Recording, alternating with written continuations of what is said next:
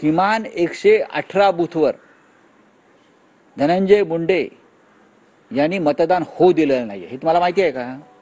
Video आहे. परळी विधानसभा मतदारसंघातल्या 118 बूथवर मतदान होऊ दिलेलं नाहीये. मतदारांना दहशतीनं बंदुका दाखवून पळवून लावलेलं आहे. हे देवेंद्र फडणवीसांना दिसलं नाही, निवडणूक आयोगाला दिसलं नाही. असला चुत्या निवडणूक आयोग हा आम्हाला अक्कल शिकवतोय का?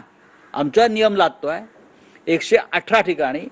आणि हेच यालाच अर्बन नक्षलवाद म्हणतात देवेंद्र फडणवीस. लक्षात घ्या, मतदान जिथे करू दिलं जात नाही, लोकांना रोखलं जातं, तो अर्बन नक्षलवादाचाच प्रकार असतो. आणि परळी हे त्याचं उदाहरण आहे. आणि महाराष्ट्रात अनेक ठिकाणी अशा प्रकारे मतदान होऊ दिलं नाही. तुमच्या नेतृत्वाखाली तुम्ही अर्बन नक्षलवाद्यांचे नेते आहात, तुम्ही कमांडर आहात अर्बन नक्षलवाद्याचे. तुम्हाला दुसऱ्यांवरती बोट दाखवायचा अधिकार नाही. अर्बन नक्षलवाद या राज्यात जर कोणी पोसत असेल तर ते देवेंद्र फडणवीस आणि त्यांचा भारतीय जनता पक्ष पोसतो आहे. राहुल साहेब, आणखी एक विषय आहे की आज मुंबईत उद्धव ठाकरे मॅरेथॉन बैठका घेतल्या. 3 दिवस बैठका असणार आहेत मुंबईतील पदाधिकाऱ्यांच्या. असं म्हटलं जाते की शिवसेना युबीटी महापालिका निवडणुकीच्या तयारीला लागली. नक्कीच का लागू नये? महानगरपालिका म्हणजे मुंबईची महानगरपालिकेची निवडणूक घेतील की नाही याच्याविषयी अद्याप शंका आहे.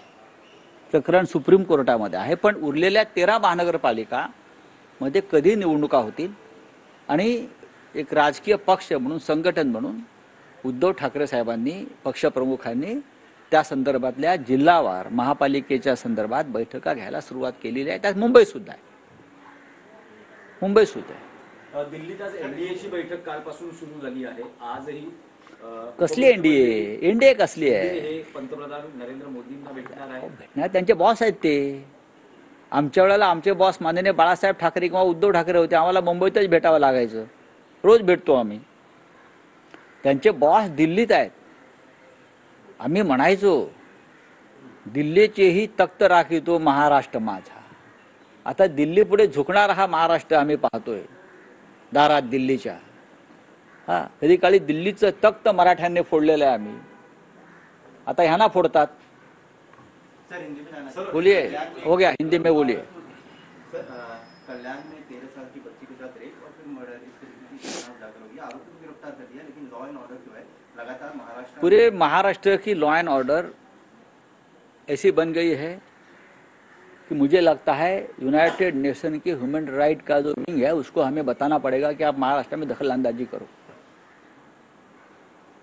इसलिए कि आपने देखा होगा पूरे ठाणे जिले में, ठाणे डिस्ट्रिक्ट में जो मुख्यमंत्री का गृह जिला है, जहाँ मुख्यमंत्री का बेटा सांसद है और जब से ये सांसद बना है तब से उनकी